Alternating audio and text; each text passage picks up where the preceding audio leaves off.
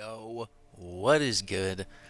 Super hyped to finally bring you guys the official PvE bow build guide. I've gotten probably more requests for this type of build guide more than anything. For like any build I drop, people are always like, "Oh, will this work in PvE? How does this do for blah blah blah blah blah." So it took me a while. I had to get all the pieces upgraded and make sure everything was right because I wanted to make sure if I brought this build out that I made sure it was super strong and wasn't just some, random build. I wanted to make sure that I could actually get the best bow build for you guys. So, again, spent a lot of time, tested it out. I've run so many worms, so many gorgons. I do M3s, M2s, So I'm doing all of the PvE content to test out these builds and make sure it works. So, without further ado, I can bring this to you and let you guys know this is it. So, open up this build. Let's start off with what we're working with. Standard hoplite bow, nothing crazy. You do not need to go get some Gorgonite crazy bow and spend hundreds and thousands of gold and, don't do it. Get a normal hoplite bow, put the penetrating rapid shot perk on, put a diamond in it. You don't want rune glass. When you do the rune glass, it changes this to 12%, and then you get 2% range damage. So while they are minute differences, if you're able to maintain your full health, you would essentially be gaining 1% damage by just having the regular diamond. So super strong. A large portion of your damage is just going to be alternating using your rapid shot, one ability, rapid shot, other ability, rapid shot, auto attack. The cooldown on this is ridiculous when you run it in PvE. So anyways, that's going to get it for the bow. For the artifact, we are running finisher. Obviously the bleeds coming from the keenly jagged on our bow gives us that 15% damage buff, but also when you're running PvE content, there's so many other people putting down bleeds. It's almost like every person. So that's just a permanent buff, and you don't have to worry too much about that. But running the keenly jagged just allows you to apply that yourself. So on the finisher, put disdained infliction on. That would be my recommendation. That's going to allow you to do the most damage. For the heart rune, heart runes change depending on what you're running. Even like within Gorgon, you're running different heart runes for the different bosses. So it's hard for me to pick what, tell you exactly what you should run. But the cannon is just kind of the overall high DPS. You're sitting there using your bow, boom, pull out the cannon, just a bunch of extra DPS. But again, this is something that rotates based on content, and sometimes you need you need to run vines for Typhon, or you need to run kick because you're running worm. Whatever it is, you definitely cycle through the heart rune a little bit more. For the jewelry, pretty straightforward. I wanted the Gorgon's amulet that had divine, unimpeded, and empowered. The reason I wanted those is the unimpeded is less important. But what I really wanted was the divine and the empowered. Those are super important for us to maximize our damage, stay at full health, stay alive. You're going to have a healer in the PvE with you, so that's going to buff not only all of our potions and blah blah blah, but also helps from incoming heals there as well. Putting that carnelian in there is going to allow you to do 2% more damage to those taunted foes.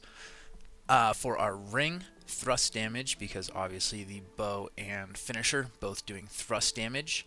Running that with Hardy and Bloodletting, that is going to allow for our bleeds to outlast the timer for Keenly Jagged, so that way you can just have constant upkeep on that, and you have no downtime.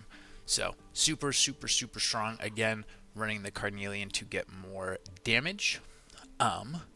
Pretend like you didn't see that. For our artifact, running Endless Thirst, again, Carnelian to deal the 2% extra damage. You could put Regenerating on here as well. That's going to allow you to just have that constant amount of healing. So Nimble, Regenerating, whatever your preference is there. So that will cover our weapons, our heart runes, our jewelry. As far as our armor, every single rune glass is going to be the sighted calm carnelian. So what that's going to do is reduce the amount of threat that we make so that we don't pull aggro, deal 1.5% more damage to taunted foes, and so in PvE, your tank is going to have some sort of taunt on whatever the boss is, the mobs, whatever, and then the sight gives us that plus 1%. So each piece you will be getting 2.5% damage. So that's a 12.5% damage buff just from our rune glass. So super, super important to make sure that you have these sighted carnelians for this build.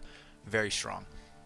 Anyways, put on enfeebling poison shot on this hoplite helmet because weakening every single time you shoot that poison shot on whether it's, the worm, the gorgon boss, weakens are just very, very strong. Whether it's a glacial tarn, anything, that's just going to make a massive difference for the team.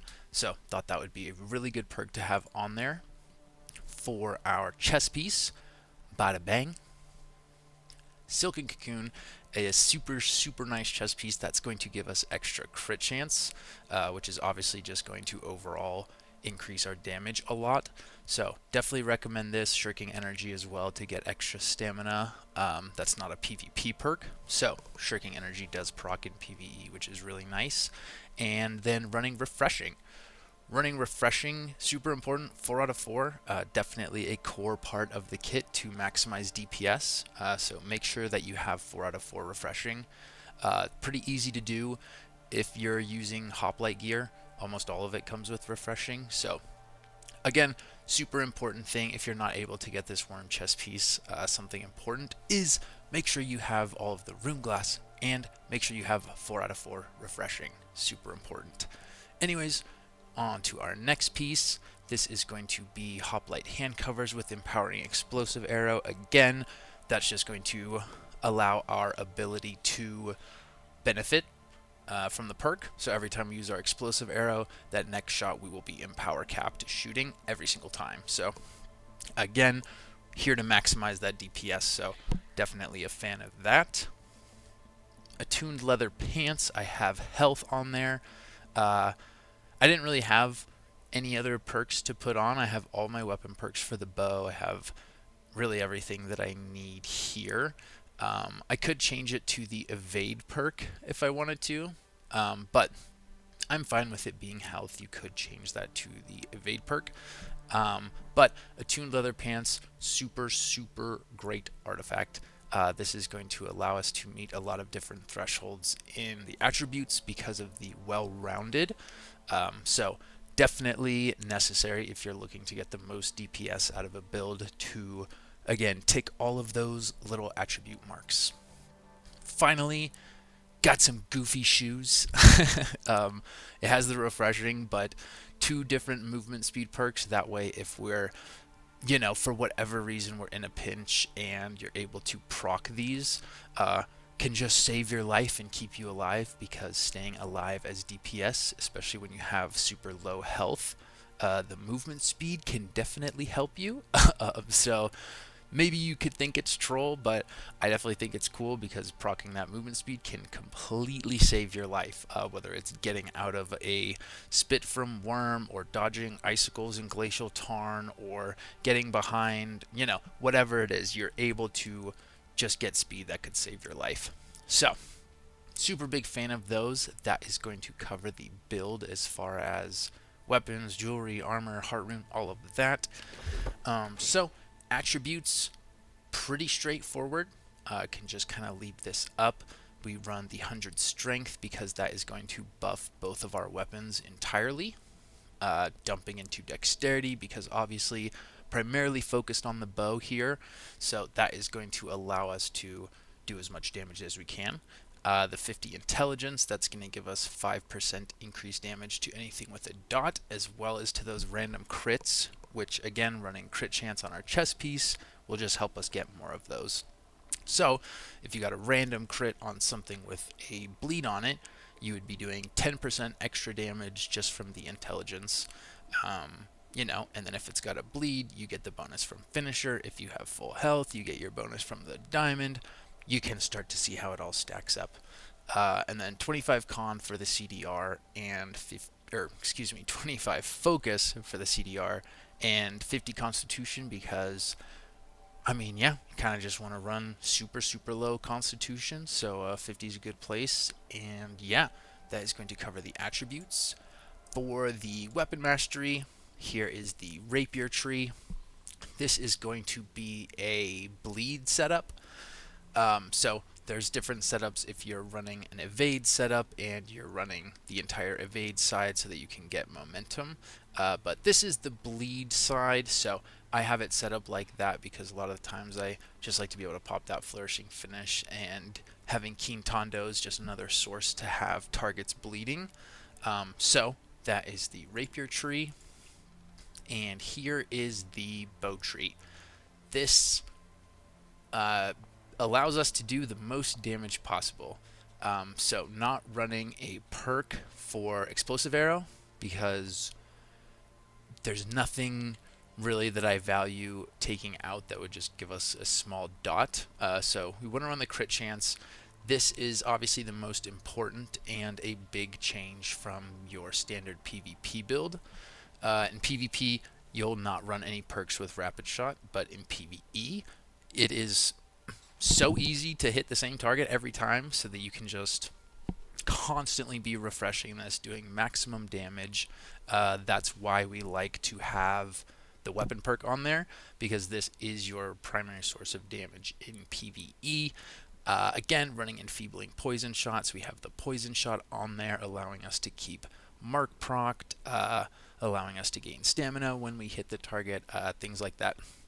So that is going to be the tree, that is the attributes, that is the armor. No montage this time, it's just a PvE build, but I know that a lot of people were definitely looking for a nice PvE bow build to start running. So I wanted to get this out, but this is definitely a solid build for sure. So hope you guys enjoy this. This has been BowKing. I am out. Peace. If I could just see, if I could just know, I could be chasing the throne.